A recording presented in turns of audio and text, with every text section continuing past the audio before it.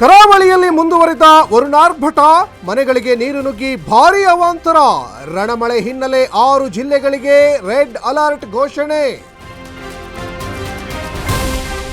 ಕೊಡಗು, ದಕ್ಷಿಣ ಕನ್ನಡದಲ್ಲಿ ಶಾಲಾ ಕಾಲೇಜಿಗೆ ರಜೆ.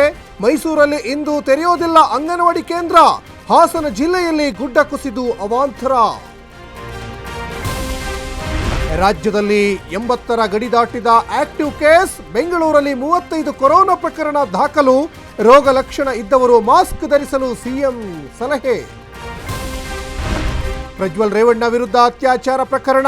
ಮಾಜಿ ಸಂಸದನ ಕಾರು ಚಾಲಕನಿಂದ ಹೇಳಿಕೆ ದಾಖಲು.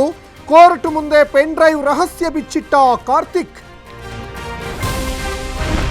ಹಲ್ಲೆ ಮಾಡಿ ಖಾಸಗಿ ವಿಡಿಯೋ ಮಾಡಿಲ್ಲ. ಸಂತ್ರಸ್ತೆ 5 ವರ್ಷಗಳಿಂದ ಪರಿಚಯ, ಮದುವೆಯಾಗಿಲ್ಲ. ಕಾಕಿ ವಿಚಾರಣೆ ವೇಳೆ ಮಡೇನೂರು ಮನು ಹೇಳಿಕೆ.